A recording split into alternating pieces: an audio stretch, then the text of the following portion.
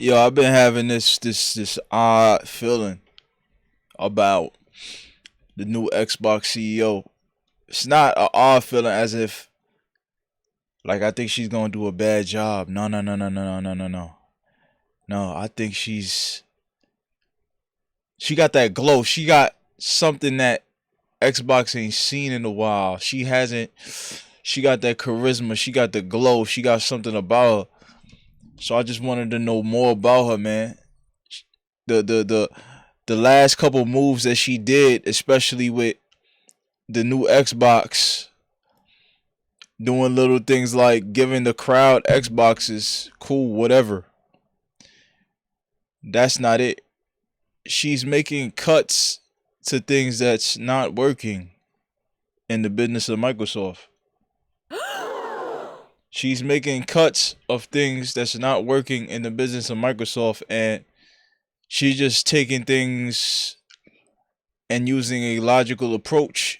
She's using logic to solve the issues, and also she wants to be competitive. So I'm gonna watch this Bloomberg interview. If you haven't seen it, cool, you watching it with me, and I need to explore this CEO a little bit more. I want to see how she talks, her mindset, her energy. She might be the one, y'all. She might be. You're 100 days in. 100 days in. It hasn't been uneventful. You It's haven't wasted a second. It's been wild. Gamers have gone from saying you were going to kill Xbox to putting your face on Jesus memes. How would you describe the first 100 days?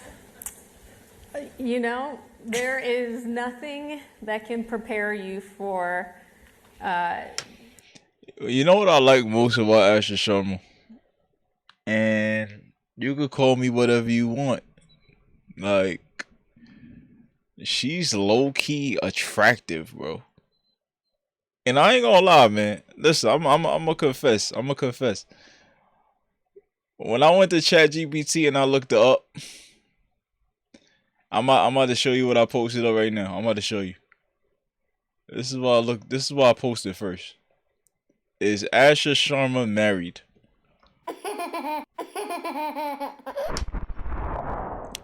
Yo, dog. She's hot, low key, like. And when I found out she was married, I'm like, damn right she married. Damn right. So I ain't gonna lie, this was the first thing I looked up. And then I was like, alright, find me some information to why this video could support my argument of her being, she might be that next one. She got me excited, bro. Asha Sharma has me excited. Not excited in the way that's weird, or I'm talking about excitement as in I'm excited for the future of Xbox. It's crazy. Just what she doing with E-Day, it's a risky move. It's like, yo, you about to make this exclusive? Really? Oh, you about to? Okay, all right, okay. You cut prices of Game Pass? Okay, we bringing back the console wars because of you? It's looking good. It's looking good, bro. But let's get back to the Bloomberg. You know, taking on a new role in a new industry, being a first-time CEO, and having hundreds of millions of people having an opinion about you without ever talking to you. And so I think it's been wild. I think it's been wonderful. I think it's been weird, and everything in between. But, you know, for my first 100 days, I really just wanted to learn and listen. I felt like my first job as CEO. Great politician. Great politician. I already see it. That's how she got that CEO ship. Oh, she know the words to say. She got the smirk. She got the glow, dog. She got that glow. Now, is the glow gonna match the works that she put in so far? She's on a great footing.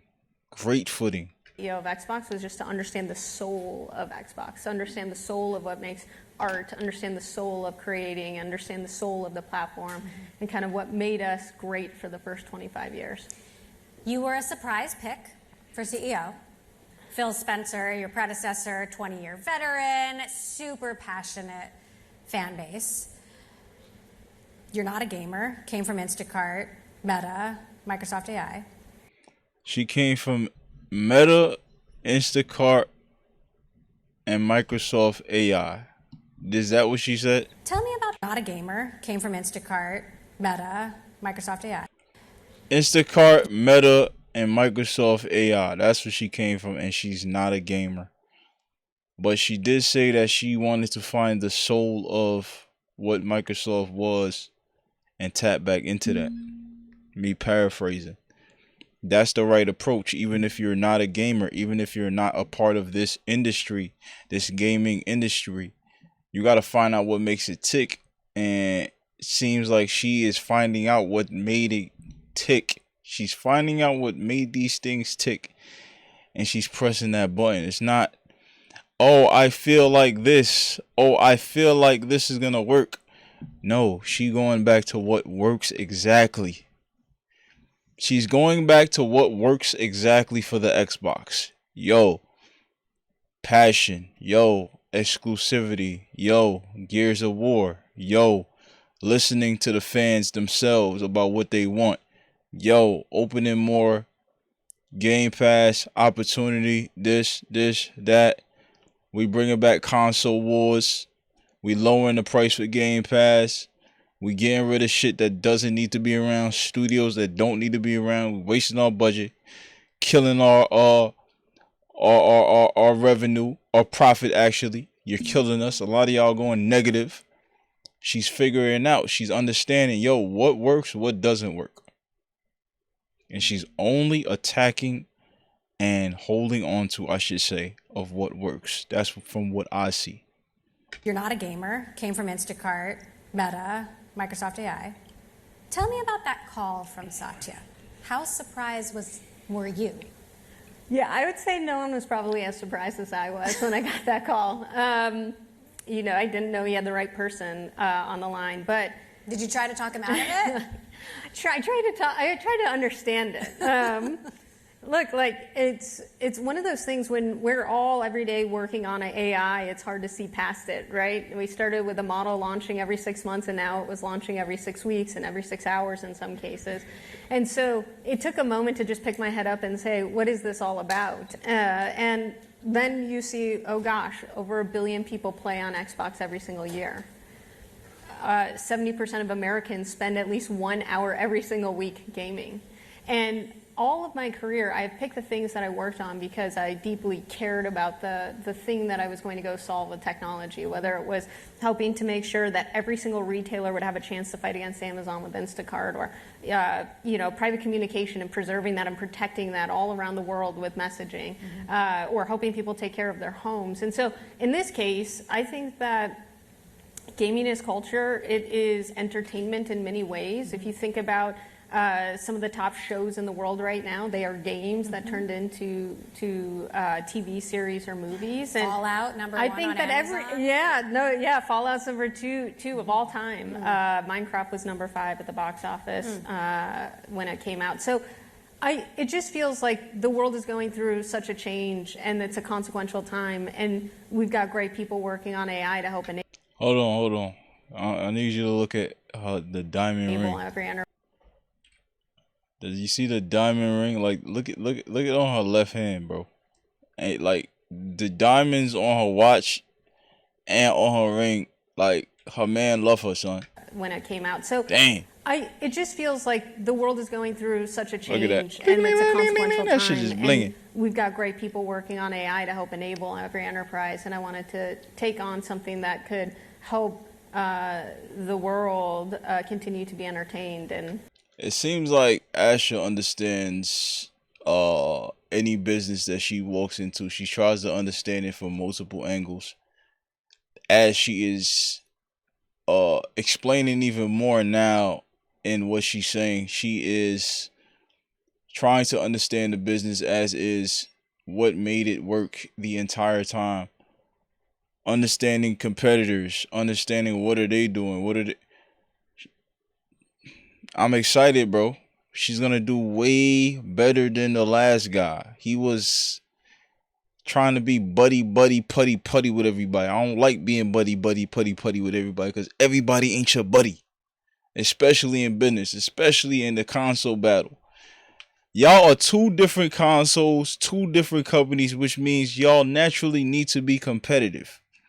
Xbox and PlayStation needs to be competitive. They're not a part of the same company. They don't read the same balance books. They don't have the same investors. They don't. No. They're two different companies. It doesn't say PlayStation / Xbox or Xbox / PlayStation. They are competitors. They gotta make their games, make people want to get their console, make people want to buy the subscription to get online or not, make people want to do this, buy the merch, buy. It has to be competition because that's how it's set up from the ground up. Y'all are two separate things. Asha Sharma understands that. Logical. Yo, Sony is a different building than a Microsoft building. Yo, Microsoft employees ain't paying Sony employees. Sony employees ain't paying Microsoft employees. It's literally logistics. Literally logistics. It's literally right there in your face. Of course the solution is choosing competition because that's how it is. That's how it really is. So you embrace what it really is and really let your creativity storm. Really let the look it through history and understand what the old process did it and what worked, what did not work, what can't work, what won't work. She's figuring it out. Asha Sharma is figuring this thing out. Help them play. So let's talk about the numbers. Gaming revenue last quarter was $5.3 billion, down from $5.7 a year earlier. Hardware revenue down 33%. The Switch 2 and PS5. Hardware revenue down 33%. Hardware revenue down 33%. The last guy wasn't doing his job. He was supposed to be selling the system. This was supposed to be sold. Let me see what she said about the other stuff now, because that just... A year earlier, hardware revenue down 33%. The Switch 2 and PS5 are outselling Xbox by some metrics. When you walked in on day one and looked at it, what was the most uncomfortable thing you saw? Look, the gaming industry is going through a hard time. It's not unlike any other consumer industry with when COVID hit, demand pulled forward and then, growth slowed after that. And in our case, we were not immune to that and we have not been immune to that. I think the last generation product has particularly been a hard time.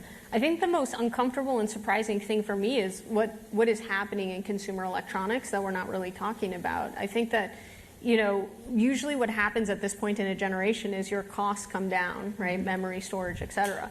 Well, with AI, memory and storage costs are going up 2.75x rather than 50% down.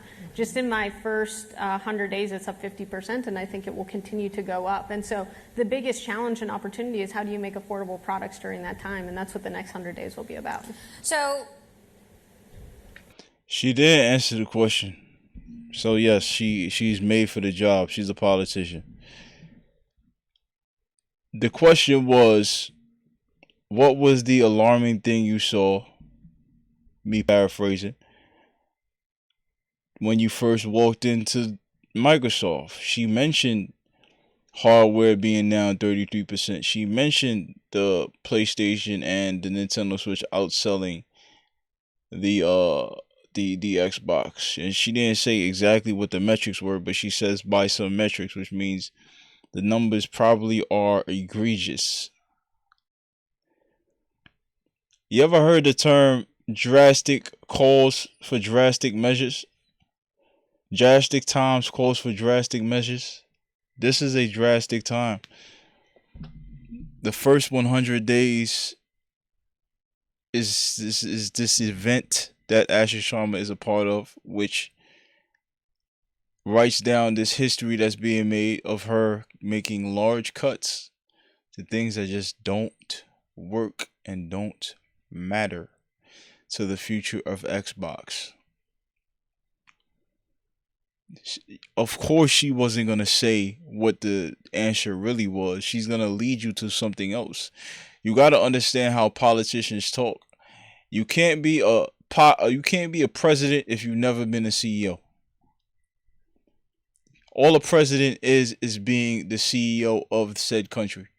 If you don't got no CEO skills, if you don't got no politicking skills, if you don't got no networking skills, if you don't got no kissing hands, kissing baby skills, if you ain't got, you can't be CEO.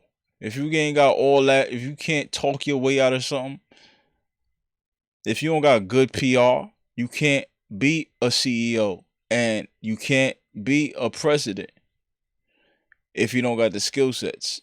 I did not say if you've never been a CEO that you can't be president. I said that if you don't have CEO skills, if you don't got those skills that a politician usually has, a great politician would usually have, a formidable politician would usually have, then you're not right for the CEO, president, chief officer job. Project Helix, the next Xbox. Can you show me how big it's going to be, like with your hands, maybe? No. All right. But for this to pay off, it's going to have to be pretty expensive for all of the reasons that you just mentioned. Do gamers still care enough to I shell think out it's that expensive if we do not innovate, and I came to help that problem. I think that, look, it is natural that price. Xbox brought Doge into the play. Xbox brought Nick Shirley into the play. There has to be cuts. It's too inflated. Xbox is too inflated. Microsoft is too inflated on the Xbox gaming side of things.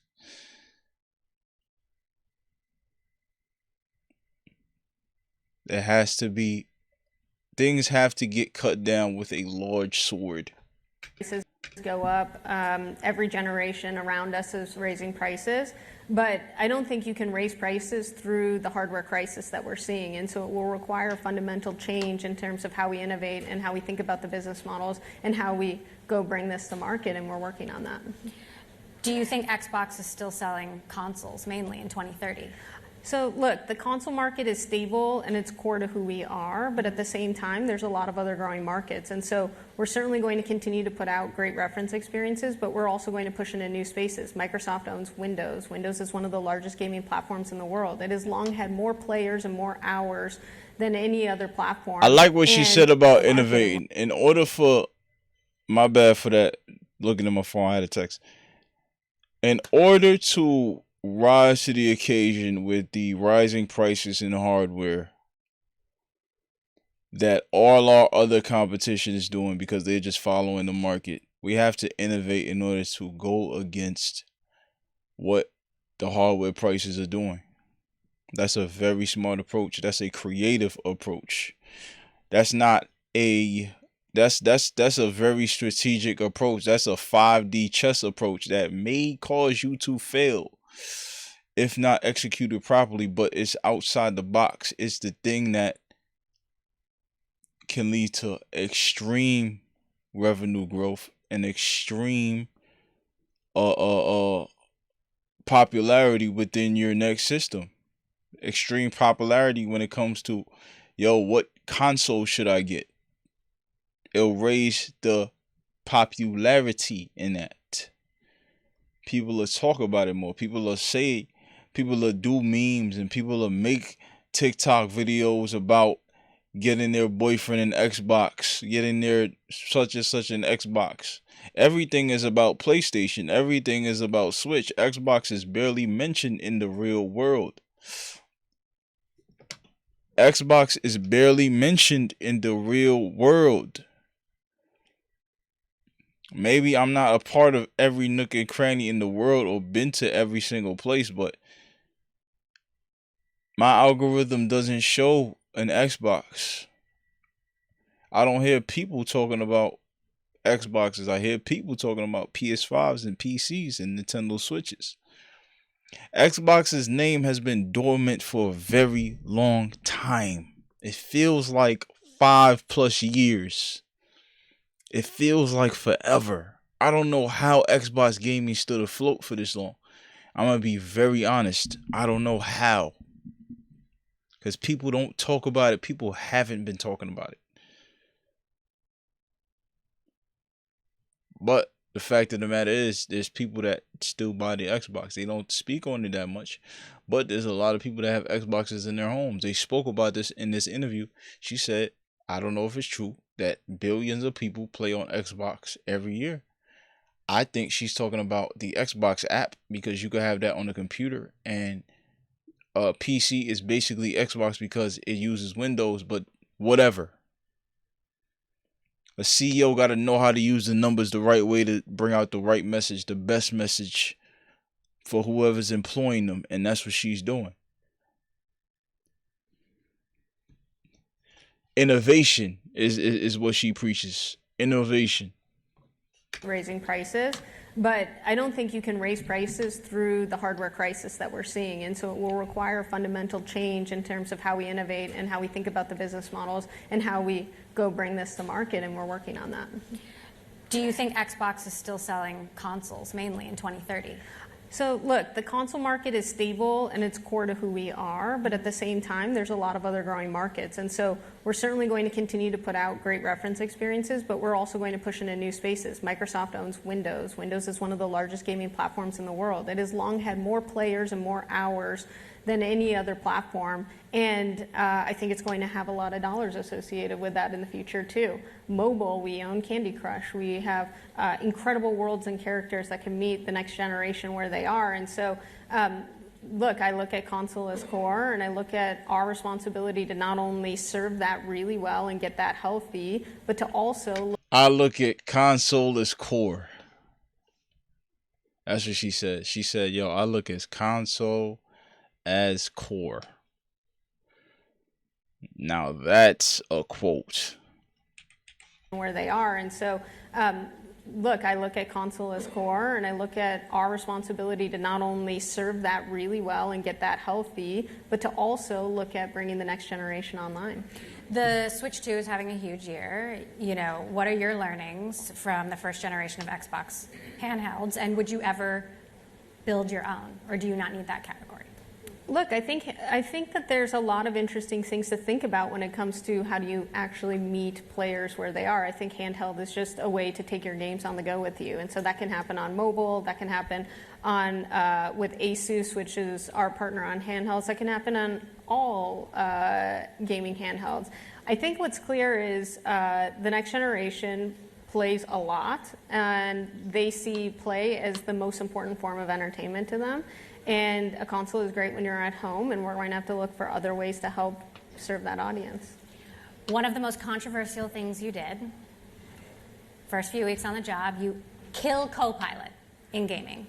Satya has literally said multiple times, Microsoft is a Copilot company, Microsoft's trying to put Copilot into everything. How hard was it to make that call? And what did he have to say about it? So, look, one of the first commitments I made was future of play. And I said, look, we're not going to we're going to be really thoughtful about how we ship AI. My job is to think about where we invest, what we prioritize, and how we operate. And our console players aren't excited about that experience in their console. Now, do I believe in AI? Absolutely. You have to, and that's what she's doing. At least that's what the message she's putting out is. You have to cater to the player.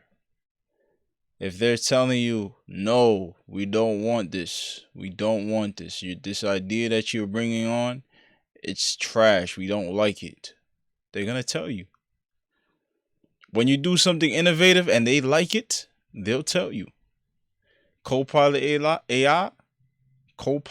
AI is not that thing. Copilot AI is something she saw. She saw that the fans didn't like it.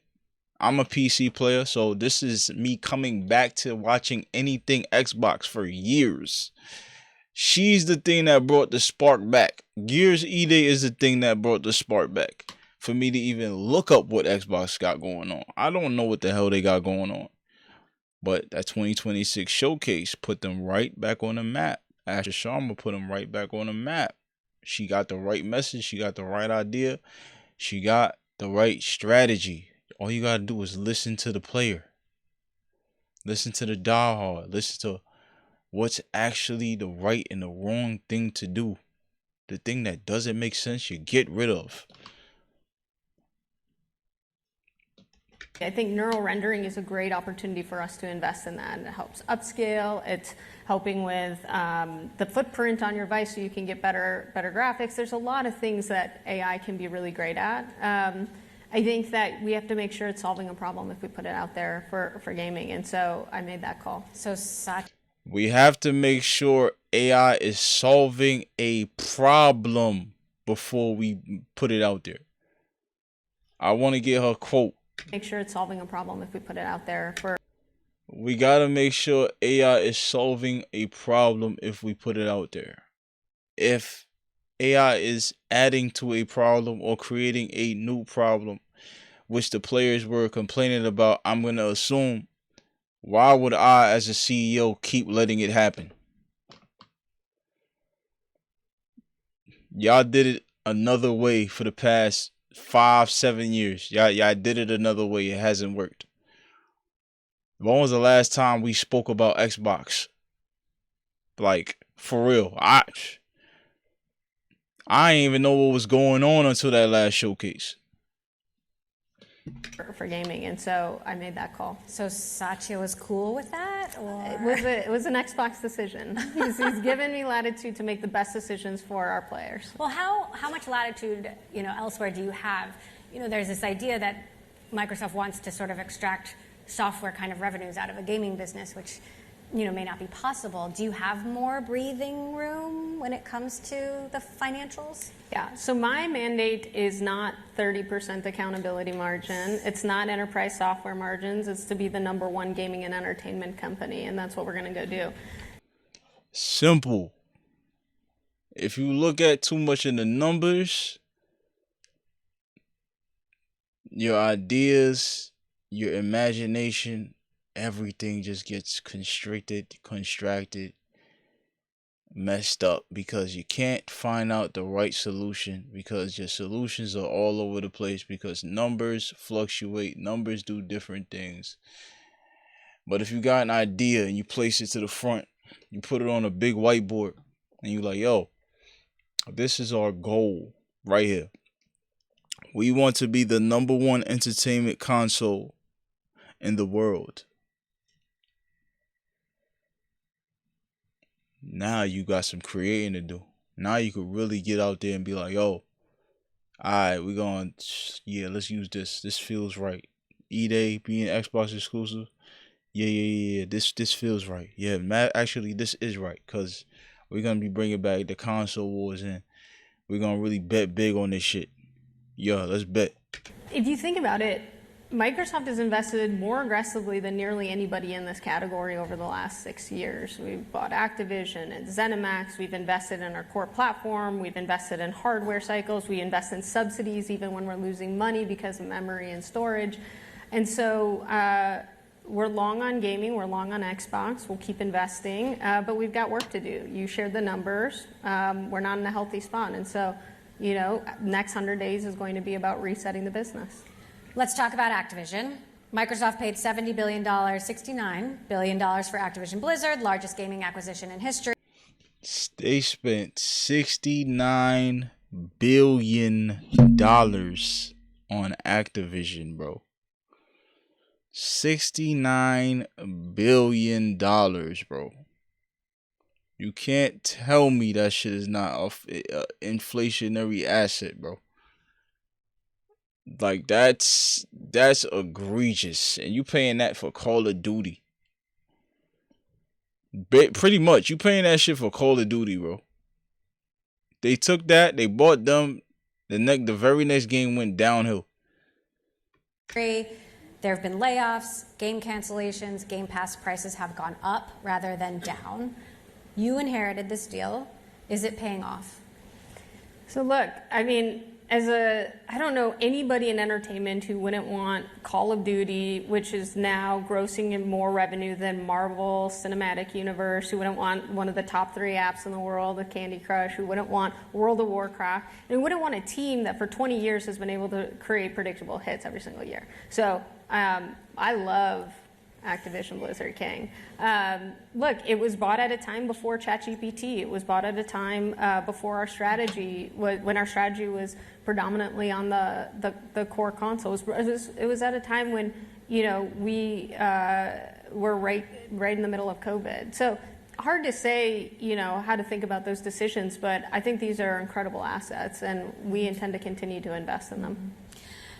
Well, not one of your games, but Grand Theft Auto 6 is expected to be pretty big, outsell. I'm very impressed you know these things. I do have a 13-year-old son, as I said. Expected to outsell any game, movie, or album in history. You delayed Fable, in part in anticipation of this. What impact do you think this game is going to have on the industry? Like, do you see this as kind of a litmus test? I think it's just one of the most important parts of culture at this point, and we want to make sure that we're fully supporting it. And so I'm excited to see how it does. I'm excited for the reactions. I'm excited to learn from it. So the players didn't want Copilot, but how do you see AI changing gaming and game development in the future? Like, where does and doesn't AI belong when it comes to games? Look, I think the biggest thing that I'm thinking about is how do we just make sure it's solving problems. On the game development side, I've gone to a lot of our studios, you know, big and small, and I'm blown away with how they're using AI in the production pipelines, how they're using it for iteration and prototyping.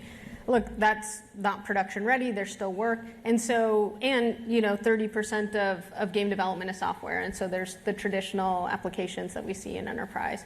At the same time, I do not think AI will replace AAA games. I think it's entirely possible, though, that AI represents a new category of games and a new type of development. Okay, she wants to separate the AI genre itself. Now, that's a good idea.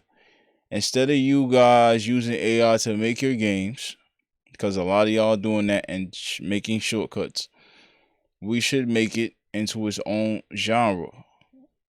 Because it don't matter. AI can't be as good as the human creativity brain set, especially when it comes to making video games. And these video games have many different worlds inside of one world because of all the coding and all the artistic style and what design do they want to make this gun and what this goes with this and what. That's a human thing. That's a team of humans that can use AI and help build it, but you don't use AI as the foundation, the skeleton, and the skin. You don't do that.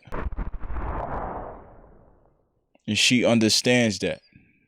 That's a good answer. And enables a new category of games and a new type of development and enables more people to create and participate. And we'll keep an eye on that, and we'll see how we best serve that. Your biggest competitors used to be, or maybe still are, Sony and Nintendo, but I don't know now. Is it Roblox or Netflix or TikTok? Like, who keeps you up at night? Honestly, I think our biggest competition is attention. Right now, the next generation's Our biggest competition is attention. One thing they want to do is play, so we've got that going for us. But the way that they consume is really different. They want it wherever they are. They want it in shorter bites. They want to be able to customize. They want an open ecosystem. They want a lot of different things than our core user base. And so what's great is we have the characters in the world and the technology to be the best in the world and serve who we're serving. And we're going to have to invent new things to serve the next generation. We talked about Fallout and, you know, your characters showing up in theme parks and movies. I waited in line for a really long time to go on a ride at Universal Studios. Like, it's, you know. Is Xbox a gaming business with an entertainment side hustle, or are you an IP company? That's a good question. That's a good question. Ride at Universal Studios. Like, it's, you know. Is Xbox a gaming business with an entertainment side hustle, or are you an IP company? I think at the end of the day, gaming is entertainment. And so I look at us as, at the core, we have to create great games. People spend 70 billion hours a year with us, and that gives us the right and the permission to then have great shows, have these great, theme parks, have these great attractions. I don't think you can do that in reverse. And so at the core, we will always think about how do we make great games, and then increasingly, as people want to experience those worlds. She made the game the main priority, the main character of what the next direction of Xbox is. And she also pointed out the word entertainment. The entertainment factor is the most important thing. And if you got games as a priority, these games got to be entertaining. And it sounds simple. It's like, yes, you got to make the game entertaining. But people put numbers and skews and politics as what the game is going to do, as what the game is entertaining. Yo, this game follows all these fucking rules, so it's going to be entertainment, because nobody that's playing the game is going to get offended. None of our audience is going to get offended, so that means the game is going to be good, right? Fucking no. It's not going to be good. The only way the game could be good is if the direction the entire time was, yo, we need to make a good game. Yo, we need to make a good game. That's what's in big bold letters on whatever board it is in that office room. Yo, this is the objective, to make a great game. People got other objectives like, yo, don't offend this community, don't offend that community, don't do this. Yeah, put this weird character here. Yeah, only 1% of the population is this character, but we're gonna put this character in because we want to be inclusive, bro. And I've said this before on a TikTok. I've said this before, and it went semi-viral. Make a good game. Make a good game. Make your system entertaining. Make your game system and its priority be the games first. If you make the games the priority because it's a game system and that's why they went to the fucking store to buy it. Objective game system. Shit needs to entertain me gaming wise if it doesn't do anything else. And characters outside of that, that's great, as long as it's authentic to that audience. You just hired Matthew Ball, one of the most influential gaming analysts in the industry. I've interviewed him many times. He is very critical. He's been very critical of Xbox's mistakes in particular. What are you hoping he tells you that others aren't?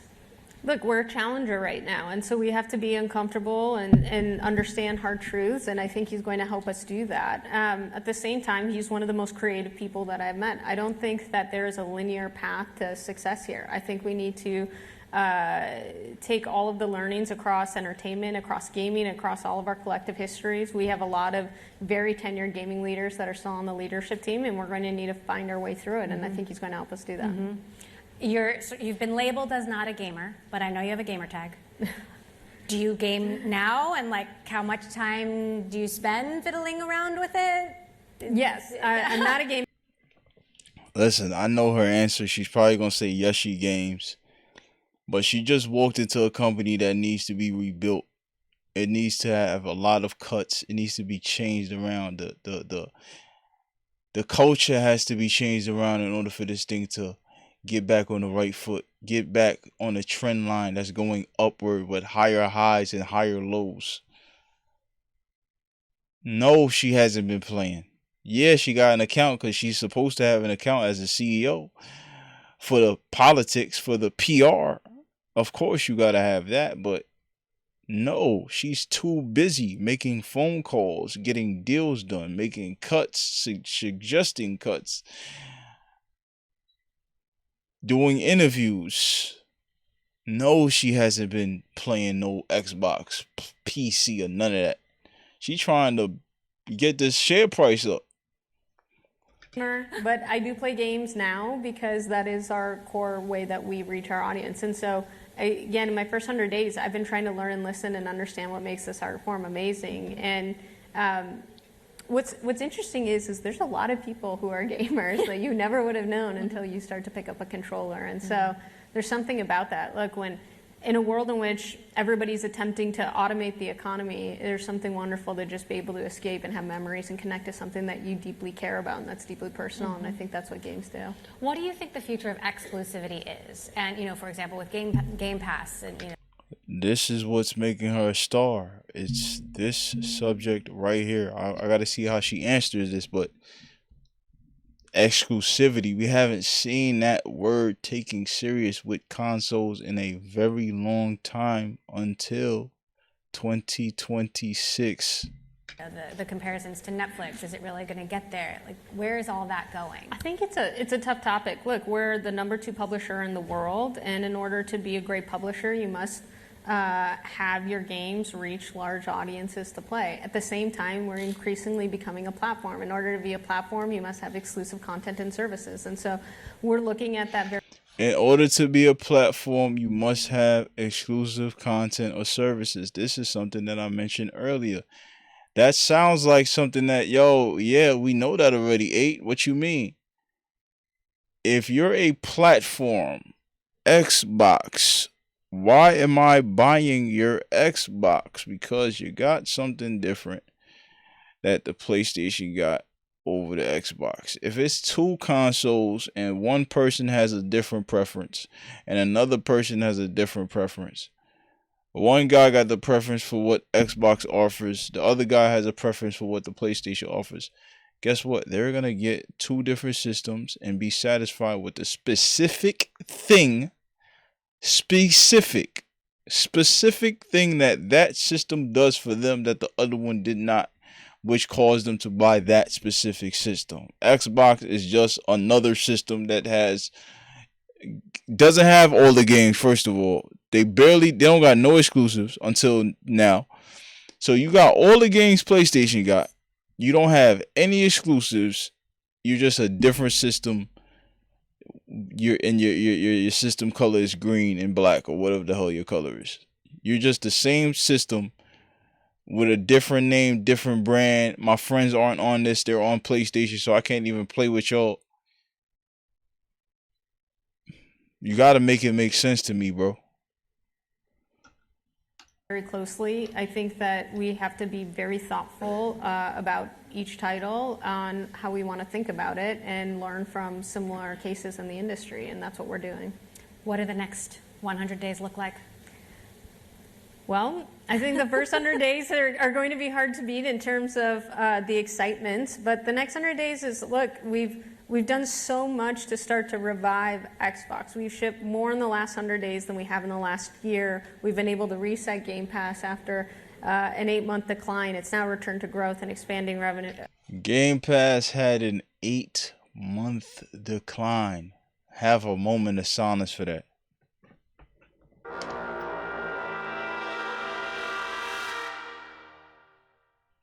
Game Pass had an 8-month decline. Now it's going back up. She took down the price from $30 to $22.99 for the Ultimate Edition, from $16.99 to $13.99 for a regular Game Pass or something like that. She's making cuts, bro. People want to play your game, but you can't make stupid decisions. It almost feels like the last CEO, Phil Spencer, was trying to ruin the price, the stock price, take the gold off, get out of there. Because ain't nobody in their right mind just going to be like, yo, we're going to make $30 Game Pass. You're not a guy that really cared about the player. You never cared about the player, actually, now that I'm thinking about it. You wasn't one of them CEOs that people was just like, oh, that's Phil Spencer for Xbox. People was seeing you and being like, yo, what's special? He has nothing special. We don't see this guy often because he knows this company is failing. So when he looked at the numbers and saw the marketing and saw the the bottom line being affected, he just ran through his numbers. He said, "Yo, okay, Game Pass is gonna be $30. It gotta be $30. Look at the numbers. Blah, blah, blah. We don't care about the players. Look at the numbers." Asha Sharma's trying to be creative. Yo, we're gonna do it this way, this way, this way, this way. All right, we're gonna attack this. Yo, Gears E-Day is gonna be exclusive. We gotta bring back being a different platform, a different console with our own exclusives, so people buy our system or buy PC and use our software to get to our game. They get to our game, they get to our ecosystem. We good. We offer something different. You don't want to ever, if PlayStation and Xbox go into an interview and they be like, "Yo, what do you offer different than the other platform next to you," or something like that? Shit, I think we pretty much got the same game. My frame rate is this high. This one is this high. But yeah, I think we both got the same game as each other, but he has more exclusives than I do, and I just borrow his games, or we just have the same games, basically the same general games. Bro, you can't do that. That's common sense, bro. Retention, and most importantly, we're starting to get back to being closer to our players and our community. I think the next 100 days we have to reset the business. We need to look at how we're investing, how we're prioritizing, change how we operate in order to return to growth, in order to be where the world plays. So it's 2030. You've had 4 years to run Xbox. What does success look like? What is true about Xbox that isn't true today? I'd love to see us be the #1 gaming and entertainment company. All right, let's do it. Let's do it. Thank you. Thank you. Listen, man, make sure you like, comment, subscribe to the channel. I just had to do a video on that, man, and I'm excited. I'm excited for what she could do, because she got that spark. She got that spark. I'm out of here.